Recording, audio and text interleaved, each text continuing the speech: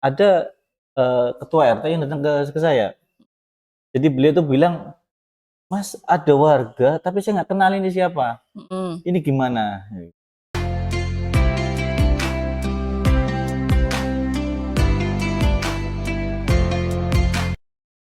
Assalamualaikum warahmatullahi wabarakatuh. Halo sahabat Bawaslu Kota Tegal, ketemu lagi di acara Ngopi Pahit Ngabuburit Pengawasan bersama sahabat Panwascam.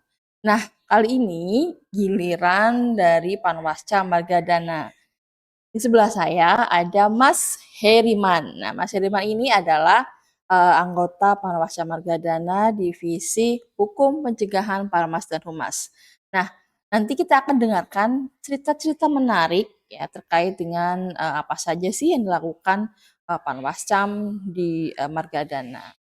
Mas Heriman, gimana kabarnya? Alhamdulillah, baik Lama Ibu. tidak bertemu. Sangat lama sepertinya.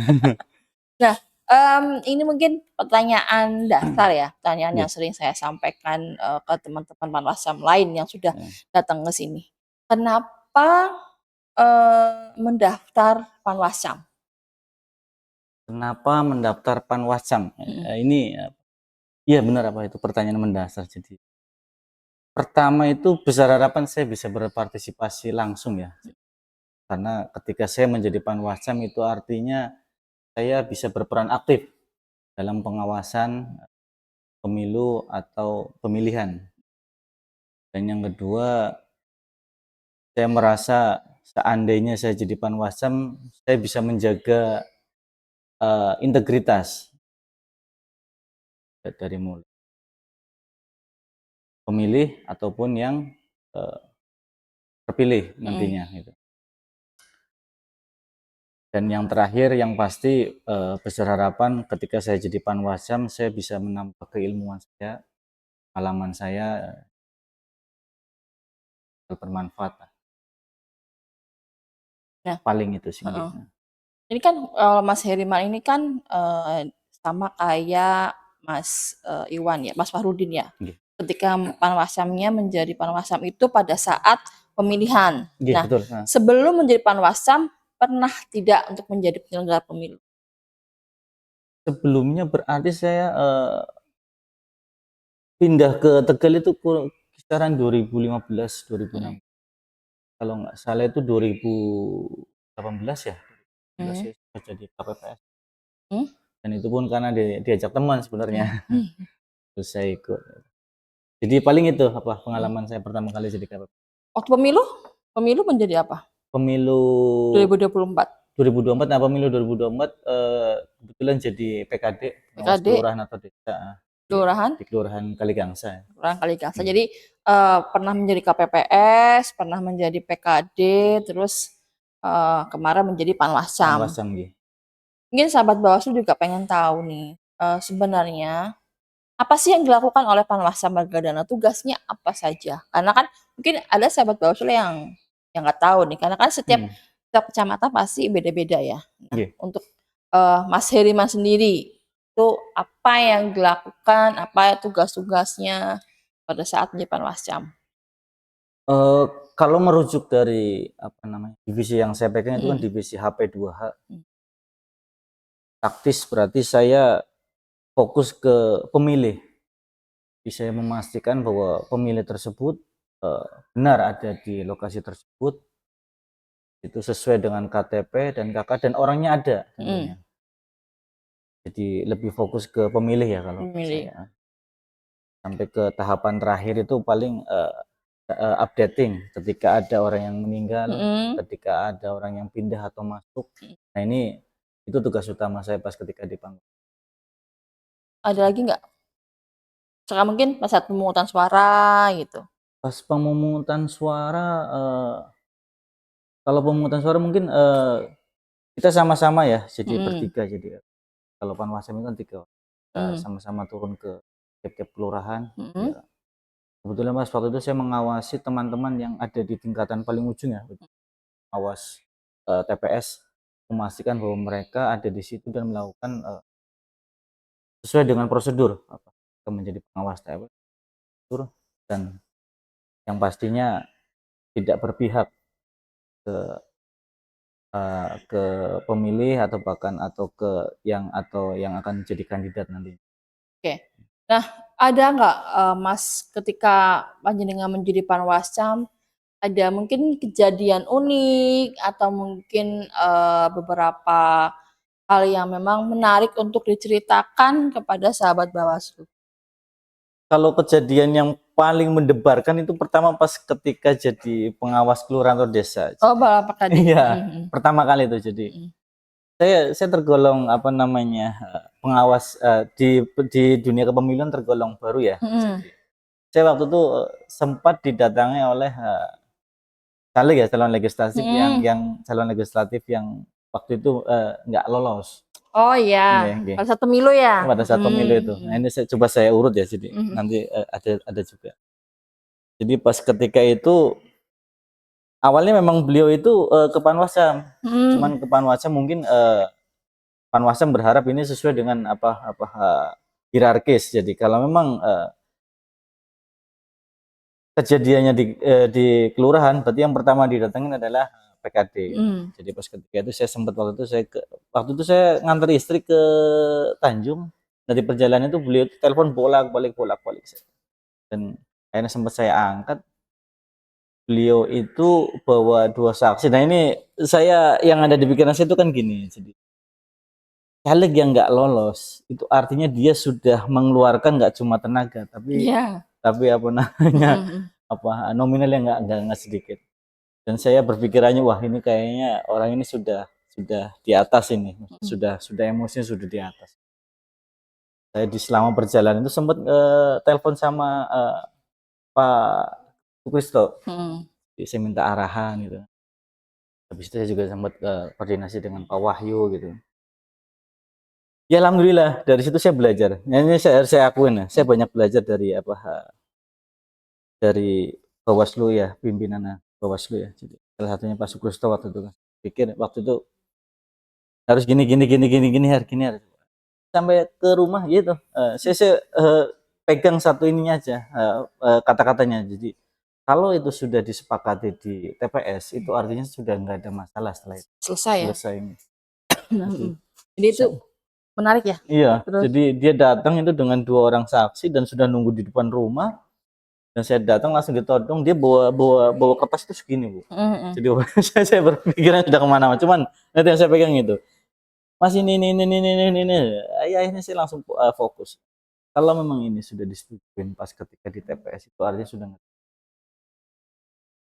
kalaupun ada masalah jenengan harus punya, eee, bukti yang benar-benar valid gitu. Faktanya nggak ada. Mhm. Jadi dia cuma mengajukan asumsi dan paling itu yang pertama mendebarkan. Lumayan ya, lumayan Iya. mendebarkan apalagi waktu jadi PKD ya. Nggih, PKD. Nah itu salah satu mungkin, eee, menjadi pemicu juga jadi, Mas Heripan jadi kepengen jadi Panwascam ya Nggih, supaya salah lebih satunya itu pengalaman. sebenarnya. Nah kalau di Magadana sendiri, selama pemilihan itu gimana? Maksudnya, apa kondisinya seperti apa? Kalau di Margadana sendiri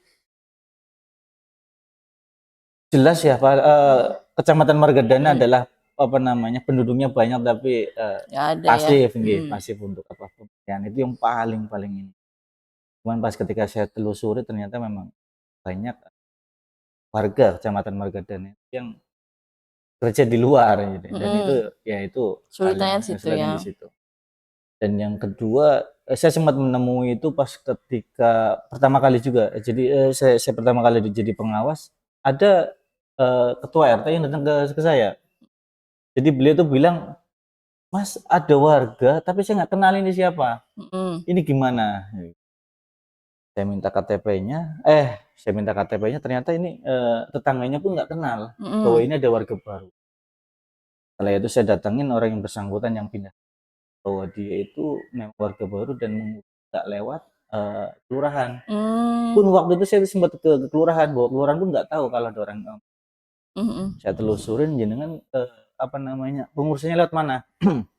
Ternyata lewat, eee, apa namanya, kayak kayak apa namanya, orang Calo calo gitu ya? nggih, Mhm. calo-calo gitu. terus orang calonnya sempat datangin, tak minta tolong ini mas kalau kayak gini nggak bisa jenengan kalau mau bypass ini. Dan setelah saya urut ternyata wah itu sah dan itu diperbolehkan ternyata. Jadi mereka mengurus tanpa harus apa namanya datang ke Dukcapil atau ke kelurahan itu ternyata diperbolehkan. Nah, dari situ saya harus berpikir ulang bahwa berapa calo yang ada di Kecamatan Margadana dan semua orang itu saya harus kenal. Dan sampai hari ini terakhir itu 2 mingguan yang lalu sempat orang calonnya sempat datang ke saya, "Mas, ini ada orang pindahan." Terus saya bilang, "Saya sudah keluar." Jadi Karena untuk mendata itu ya, nggih, mendata mendata pemilih gitu pemilih kan. nggih, mendata pemilih yang membypass dari kelurahan atau dari RT atau RW jadi dia langsung ke mereka Tapi gitu. tapi itu apa ya, terdokumentasi dalam arti berarti yang bersangkutan itu sudah menjadi warga Margadana ya? Nggih, sudah menjadi warga Margadana dan sah menurut saya itu memang sahih, memang benar ya. Ada KTP-nya, ada KK-nya. Menarik ya. Karena memang mungkin Margadana kebanyakan juga warteg ya, Nggih, warteg. sehingga mungkin tingkat partisipasinya juga dibandingkan 3 kecamatan lain juga rendah gitu ya. Sangat rendah. Itu menjadi PR bersama sebenarnya ya antara Bawaslu dan KPU. Terus apa setelah ini selesai, misalkan suatu ketika kita akan ada pemilu lagi kan, Nggih. mau ikut lagi nggak menjadi Panwascam, daftar lagi nggak? Kalau ada wildcard-nya saya nggak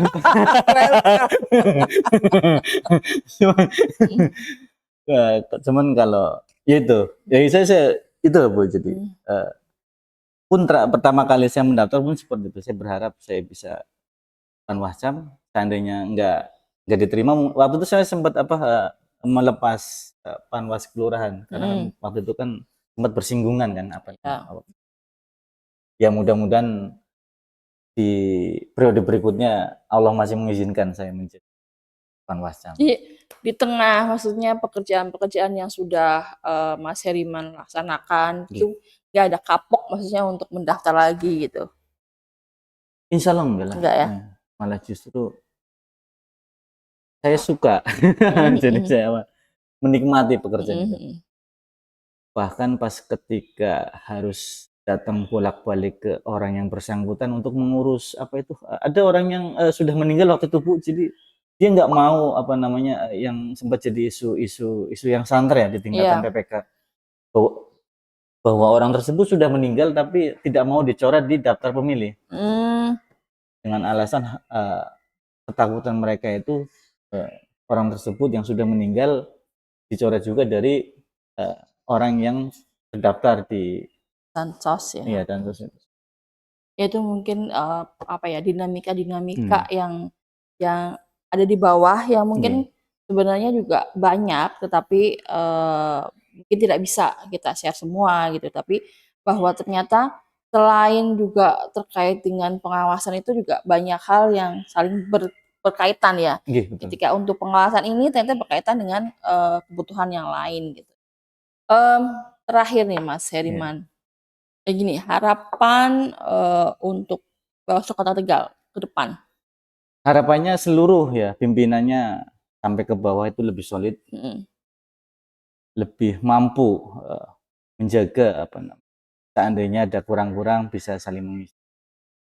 Dan pasti kami yang sudah pernah jadi pimpinan dari tingkat kecamatan, kelurahan atau bahkan TPS, sapa kami pas ketika ketemu di jalan. Ya tentulah, kayak kan diundang ke acara podcast Ngoburit ya. Jadi jangan lupakan kami ini. Ya pasti tinggal lah. Kita jadi keluarga besar.